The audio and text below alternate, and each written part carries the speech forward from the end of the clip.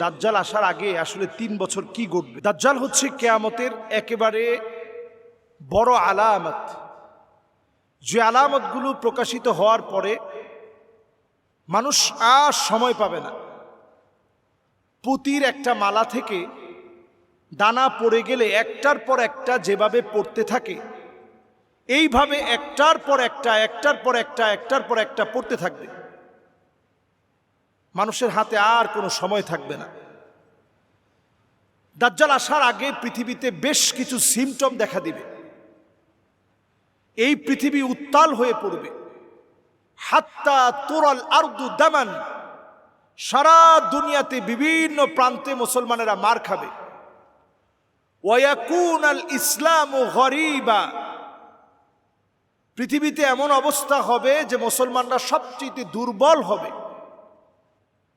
এরপরে আল্লাহ রাব্বুল আলামিন মুসলমানদেরকে সফল করবেন, শক্তিশালী বানাবেন ইমাম মাহদী আলাইহিস সালাতু ওয়াস সালামকে পাঠিয়ে। উনি যখন আত্মপ্রকাশ ঘটবে ওনার 40 বছর বয়সে, এরপর মুসলমানরা শক্তির একটা জায়গায় আবির্ভূত হবে।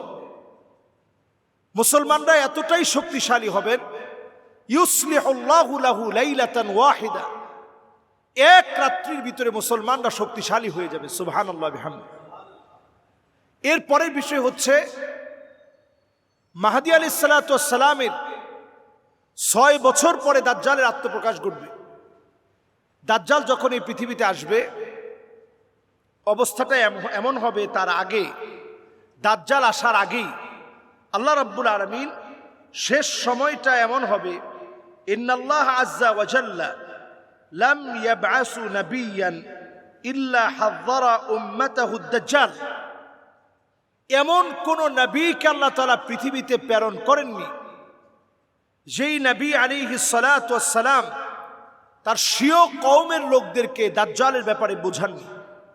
দাজ্জাল এই পৃথিবীতে আসার পূর্বে প্রথম বছরটি এমন যাবে, প্রথম বছরটির ভিতরে এমন ভয়াবহ অবস্থা দেখা দিবে, আল্লাহ তাআলা পুরো আকাশকে মেঘ পড়া, আকাশকে 3 ভাগের 1 ভাগ মেঘ পড়া আল্লাহ তাআলা বন্ধ করে দিবেন।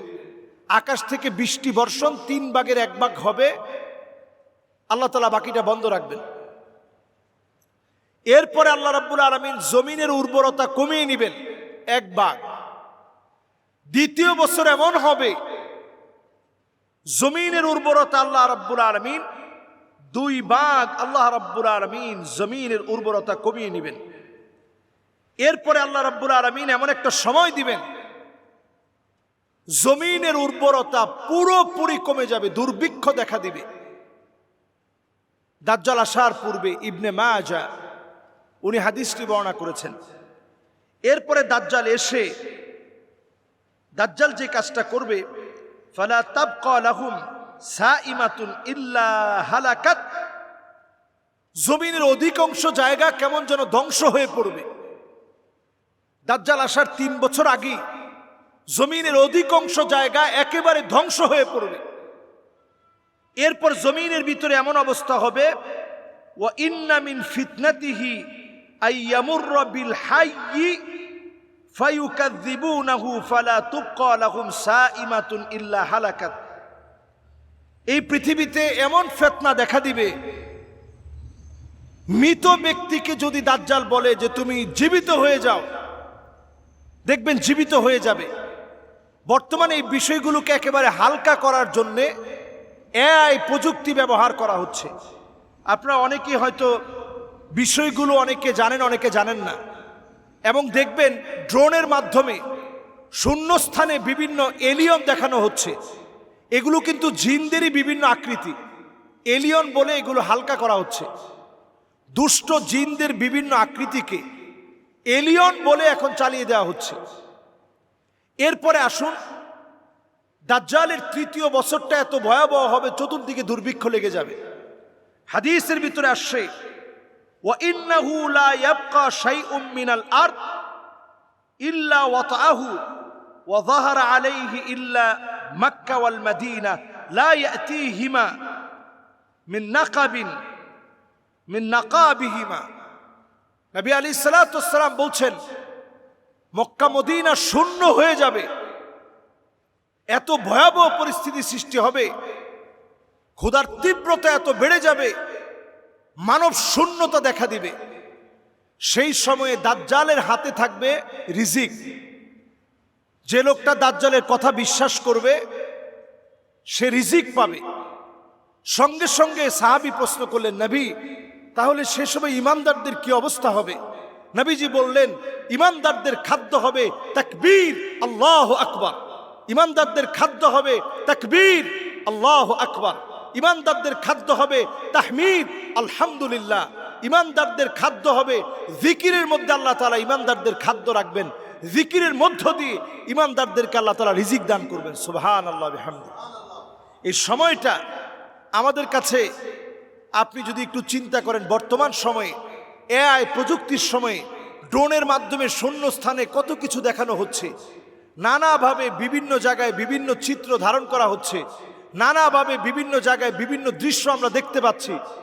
এমনকি আমরা চ্যাট জিপিটি, এই চ্যাট জিপিটির ভিতরে কিছুদিন আগেও তাকে প্রশ্ন করলে যে সবচেয়ে ভালো ধর্ম কোনটা, চ্যাট জিপিটি সে জবাব দিয়েছে, আমি যদি কোনো মানুষ হতাম তাহলে আমি ইসলামকে বেছে নিতাম।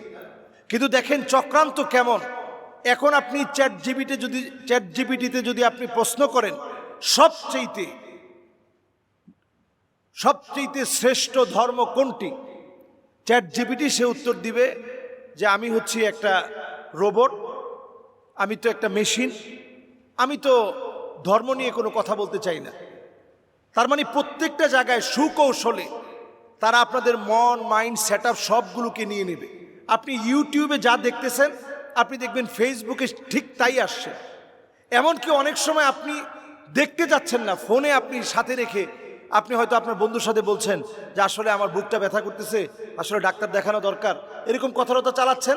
একটু পরে আপনি ঢুকবেন, দেখবেন অনলাইনে বিভিন্ন বিজ্ঞাপন আপনার চোখে পড়তেছে যে আপনার বুকে ব্যথা করতেছে, আপনি এই ওষুধটা খেতে পারেন, এটা খুব কার্যকরী ওষুধ।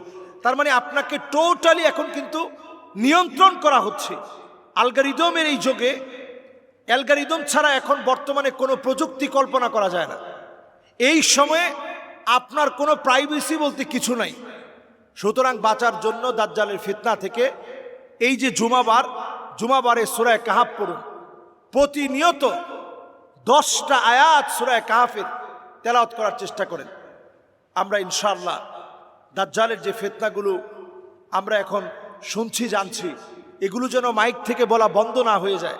নবী আলাইহিস সালাতু ওয়াস সালামের সেই বিখ্যাত বিষয় যেটা আমাদের প্রত্যেকের প্রচারে রাখা দরকার। নবীজি বলছেন, আমি দাজ্জাল সম্পর্কে যা বলে গেছি কোন নবী তা বলে নাই। দাজ্জাল হচ্ছে আওয়ার, দাজ্জাল হচ্ছে তার এক চোখ টেরা থাকবে, অন্ধ থাকবে, ফুলা ফাপা নষ্ট থাকবে। আমি আল্লাহ রাব্বুল আলামিনের নবী মুহাম্মদ সাল্লাল্লাহু আলাইহি সাল্লাম যেভাবে সতর্ক করেছি, এই সতর্ক দুনিয়ার কেউ করেনি। আমি তোমাদেরকে সতর্ক করে গেলাম, আমার আল্লাহ তিনি আওয়ার নয়, আমার আল্লাহ তিনি অন্ধ নন। এজন্য আমরা দাজ্জালের বিষয় যেদিন মাইক থেকে বলা বন্ধ হয়ে যাবে তখন দাজ্জাল আসার সময়টা চলে আসবে। বর্তমানে এই সময়ে দাজ্জালের ব্যাপারে আমরা তেমন কোনো কথা বলিও না, আমরা শুনিও না এবং চেষ্টাও করি না। আল্লাহ আমাদেরকে বোঝার তৌফিক দান করুক, আমাদের প্রত্যেককে আমাদের এই জমিনের ফিতনাময় বিভিন্ন পরিস্থিতি থেকে আল্লাহ তাআলা আমাদেরকে হেফাজত করুক। আসসালামু আলাইকুম ওয়া রাহমাতুল্লাহি ওয়া বারাকাতুহু।